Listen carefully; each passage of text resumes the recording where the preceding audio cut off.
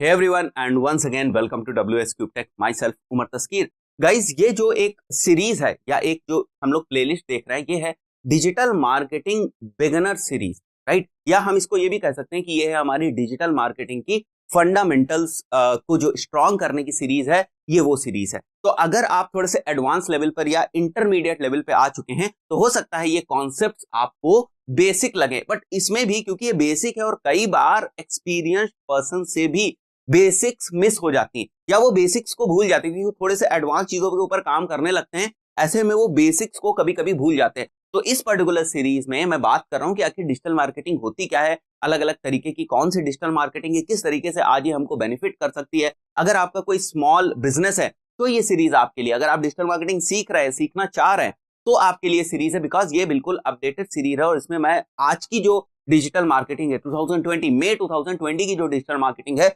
उसके बारे में आपसे डिस्कशन कर रहा हूं. तो अगर आप एक्सपर्ट भी हैं तब भी आप इस चीज को देखें, राइट? इस चीज को देखें. हो सकता है एक दो पॉइंट्स ऐसे हों जो शायद आप मिस कर चुके हों, जिनको आप फिर से रिकॉल करें और वो उनको अगर आप अपनी स्ट्रेटजी में या अपनी फाउंडेशन को स्ट्रॉन्ग करने में यूज करें तो वो आपको हेल्प कर सकती है. सो गाइज आज की इस वीडियो में हम लोग बात करने वाले हैं कि आखिर ये डिजिटल मार्केटिंग में एफिलिएट मार्केटिंग क्या होती है. तो सबसे पहले बेसिक सी, जो बहुत ही बेसिक सी छोटी सी डेफिनेशन है कि एफिलिएट मार्केटिंग होती क्या है, उसको देख लेते हैं और उसके बाद एफिलिएट मार्केटिंग के क्या क्या कंपोनेंट्स है उनकी भी हम लोग बात करेंगे. तो जो डेफिनेशन है वो ये कहती है, affiliate marketing is the process of earning a commission by promoting others और companies products, any others people's product और एनी अदर्स कंपनीज प्रोडक्ट. अब फॉर एग्जांपल मैं एक मैन्युफैक्चरर हूं, राइट? मैं एक मैन्युफैक्चरर हूं और मेरे पास ये एक पेन है, राइट? ये एक मेरे पास पेन है जो मार्केट में बिकता है 100 रुपए का, राइट? मार्केट में ये 100 रुपए का बिकता है. अब आप मेरे पास आए और आपने कहा कि मेरे पास बहुत अच्छे अच्छे सोर्सेज हैं, मैं आपका पेन ये बिकवा सकता हूं. मैंने कहा ठीक है, आप मेरा पेन बिकवा दो और अगर आप जितने भी मेरे पेन बिकवाओगे उसमें मैं आपका कुछ एक फिक्स कमीशन कर देता हूं. वो कमीशन 10%, 20%, 25%, 30% कुछ भी हो सकता है, वो कमीशन आपको मिलेगा. अब यही जो चीज है, यही है हमारी एफिलिएट मार्केटिंग. इसी को हम एफिलिएट मार्केटिंग कहते हैं.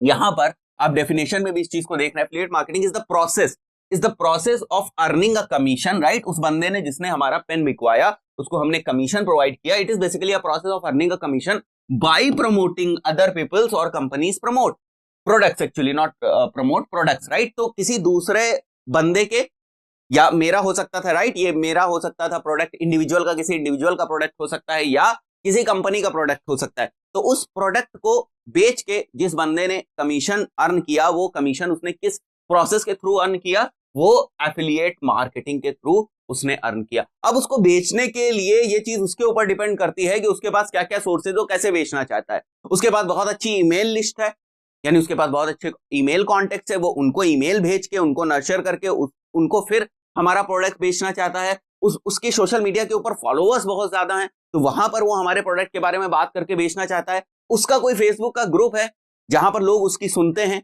तो वहां पर वो जो है हमारे प्रोडक्ट को बेचना चाहता है और उससे कमीशन अर्न करना चाहता है. ये एक अलग की बात है. ये चीज है कि भाई एफिलिएट मार्केटिंग हम करते कैसे हैं. बट अभी हम बात कर रहे हैं कि आखिर एफिलिएट मार्केटिंग होती क्या है. तो affiliate marketing is the process of earning a commission by promoting other people's और companies product. This is very simple. ये बेसिक डेफिनेशन हो गई हमारी. अब बात करते हैं इसमें कंपोनेंट्स कौन कौन से इन्वॉल्व हैं.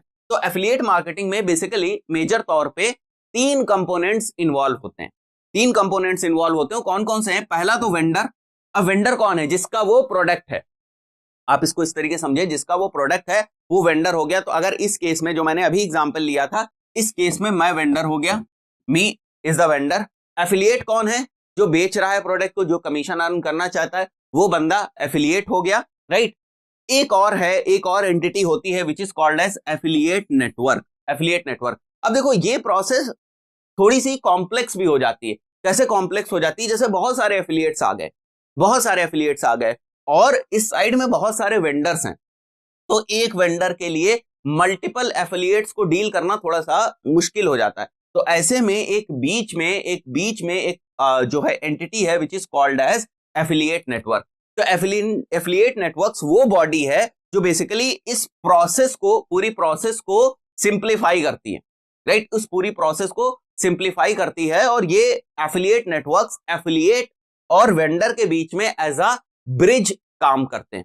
तो जो वेंडर है वो क्या करेगा? वो मेरे पास अब डायरेक्ट नहीं आ रहा है, वो क्या कर रहा है? वो इस एफिलिएट नेटवर्क के ऊपर अपने प्रोडक्ट्स को लिस्ट करा दे रहा है। इसको ऐसे समझ सकते हैं बिल्कुल सिंपल लैंग्वेज में, एक वेबसाइट है, समझ लें एफिलिएट नेटवर्क एक वेबसाइट है, कोई भी वेबसाइट है, और उस वेबसाइट के ऊपर वेंडर्स गए, बहुत सारे वेंडर्स गए और उनके पास जो जो सामान है वो सामान वो उस वेबसाइट के ऊपर लिस्ट करा देते हैं, सारी चीजें वो बता देते हैं कि देखो हमारे पास ये प्रोडक्ट है, इस प्रोडक्ट की ये स्पेसिफिकेशन है, ये प्रोडक्ट अगर आप बेचोगे जाके तो आपको हम इतना % का कमीशन देंगे एक सेल के ऊपर, एग्जाम्पल के तौर पर। ठीक है, तो ये हो गया हमारा वेंडर जो इंफॉर्मेशन देता है एफिलिएट नेटवर्क पे। और एफिलिएट नेटवर्क क्या है? एफिलिएट नेटवर्क बेसिकली एक वेबसाइट है, एक नेटवर्क है, एक वेबसाइट है, एक प्लेटफॉर्म है जहां पर ये सारे वेंडर्स अपनी इंफॉर्मेशन देते हैं।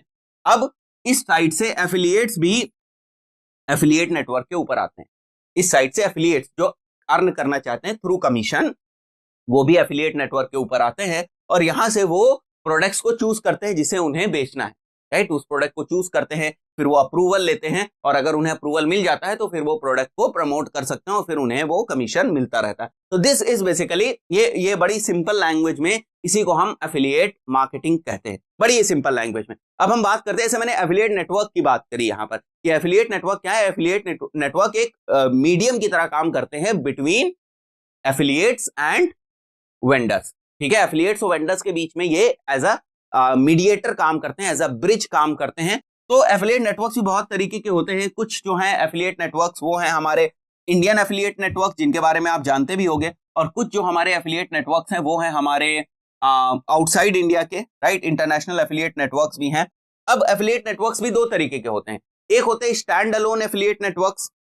स्टैंड अलोन एफिलिएट नेटवर्क नहीं कहेंगे बल्कि एफिलिएट्स कहेंगे। जैसे फ्लिपकार्ट है, तो फ्लिपकार्ट के पास बहुत सारे प्रोडक्ट्स हैं, राइट। फ्लिपकार्ट के ऊपर बहुत सारे प्रोडक्ट्स हैं, तो अगर उनके प्रोडक्ट का कोई एफिलिएट करना चाहता है या अमेजॉन के प्रोडक्ट का कोई एफिलिएट करना चाहता है, तो अमेजॉन कोई इतनी बड़ी खुद वो एक एंटिटी है, right. Amazon as a company वो खुद इतनी बड़ी एंटिटी है, उसे एफिलिएट नेटवर्क के पास जाने की जरूरत नहीं है। उनके पास इतनी रिसोर्सेज हैं, उनके पास इतनी फंडिंग है, उनके पास इतना पैसा है कि वो खुद का अपना एफिलिएट क्रिएट कर सकते हैं, और यही अमेजॉन करती है।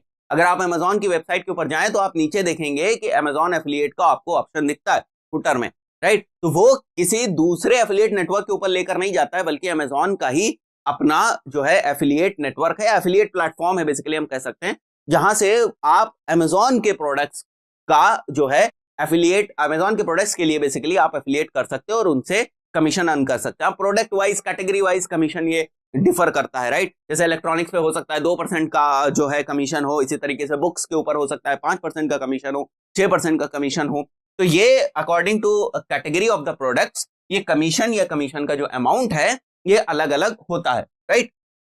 तो एक बात आपको और समझ में आ गई कि एफिलिएट नेटवर्क्स भी होते हैं और स्टैंड अलोन भी होते हैं। स्टैंड अलोन होने का रीजन क्या है कि वो कंपनी इतनी खुद बड़ी होती है कि उसे एफिलिएट नेटवर्क की तरफ जाने की जरूरत है नहीं।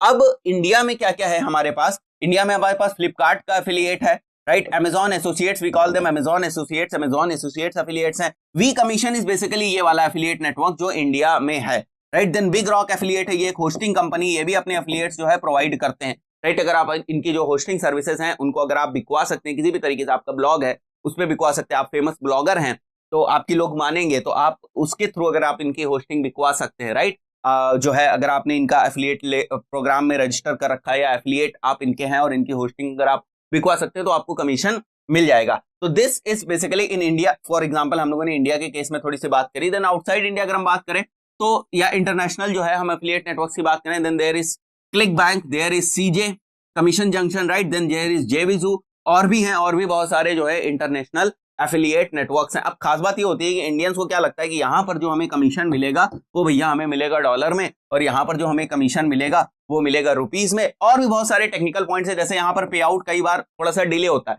मतलब आपने जो कमीशन अर्न किया उसका पैसा आपको 45 दिन बाद, 60 दिन बाद भी मिलता है। यहाँ पर इंडियन नेटवर्क में थोड़ा सा कभी कभी ऐसा होता है, किसी किसी नेटवर्क के साथ है।